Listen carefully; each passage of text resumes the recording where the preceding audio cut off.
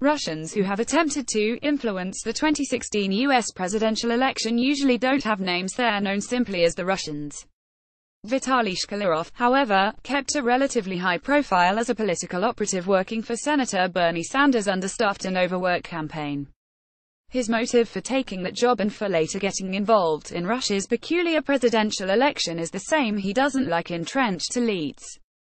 The adventure-filled story of Shkliarov, 41, explains something about the nature of the complex relationship between Russians of my generation and the West. Born in the Soviet Union, many of us didn't see the US and other Western countries as adversaries but rather as models for our country to emulate. The Soviet project failed and Russia and its satellites opened up to the world. We saw the West as a place to acquire knowledge and experience that would help us fix things back at home. But as we traveled to the West, we saw warts that hadn't been visible from behind the Iron Curtain. Some of us saw them as evidence that the world was rotten in certain universal ways.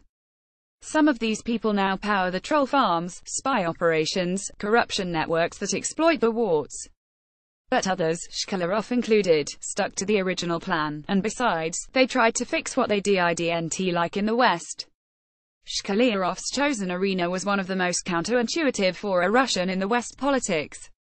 A native of Gomel, Belarus with a Ph.D. in political and social sciences from the University of Theyre in Germany, he married an American and moved with her to the US. There, Shkliarov began volunteering for political campaigns to gain experience. He worked on the second Obama campaign and canvassed for Tammy Baldwin's successful Senate bid in 2012. In 2016, he says he could have secured a paid job with Hillary Clinton's campaign. Instead, he chose Bernie Sanders, serving as a jack-of-all-trades operative on mobile teams that worked state primaries. He managed get-out-the-vote efforts, recruited volunteers, did advance work for the candidate. Shkliarov ended the campaign as Deputy National Political Director for Outreach. That job was probably the most grimly thankless in the entire hopeful effort attempting to persuade Democratic superdelegates to abandon Clinton for Sanders. Why Sanders? As a post-Soviet rebel, Shkliarov told me he simply loves underdogs. He'd come to the US from Germany, where I had mandatory health insurance, dental and all, and I could take a year's paternity leave at 70% salary, Shkliarov told me. Suddenly healthcare costs thousands of dollars and my wife had to go to work 6 weeks after giving birth. This was the richest country in the world that could afford things like the Iraq War. Bernie was asking these legitimate questions that even other liberal politicians don't dare ask. They get steamrolled by this discourse about the US being the best country in the world. There are a lot of lies in the system, just like in Russia. Shkliarov did advance work for the candidate Bernie Sanders. Vitali Shkliarov Twitter page. Shkliarov is open about his rejection of the system President Vladimir Putin has built in Russia.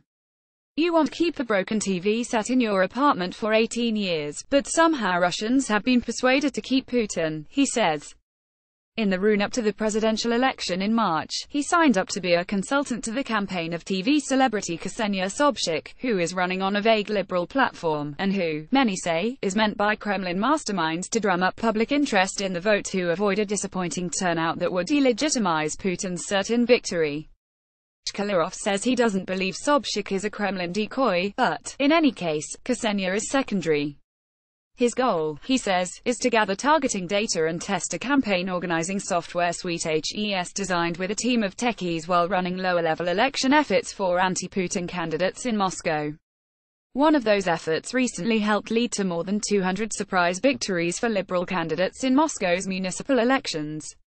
But a national campaign is a whole new level of difficulty. I want to be prepared for 2024, when there may be several Democratic candidates if Putin leaves, Shkliarov says. The Russian constitution currently bars Putin from running again in 2024. It's pointless to sit out this election because Putin is going to win. Willingness to get involved with dubious or losing causes in the hopes of learning the hard way is an American trait. The US culture is tolerant of losing, and it celebrates the ability to get up after being knocked down. But it's also part of my post-Soviet generation's backbone. We grew up with destruction, disintegration, chaos, failure. We know both beautiful and ugly things can emerge from them. It's hard for me to understand why anyone would want to help Sobchak imitate an anti-Putin campaign, but I can see Shkliarov's point. No one except anti-corruption activist Alexei Navalny has tried to run a modern national campaign against Putin, but it's clear he won't be allowed to run this time. So from a political operative's point of view, any opportunity to test U.S. campaigning techniques in the hope that someday Russia will have real elections is to be treasured.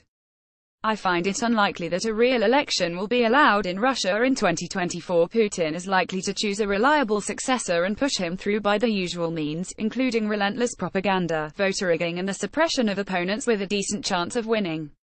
But, given the current political climate in the US, Shkliarov is forced to hope against hope. People are scared even to talk to me in Washington, he told me. In Russian, so I'm toxic. Imagine if I tried to run somebody's Senate campaign, like anyone would let me, I might as well be from North Korea. That's unfortunate. His love of the West and peculiar experience of failure, survival and playing long odds is the stuff of American dreams. The US could only benefit from his kind of election interference. See more from World Affairs here.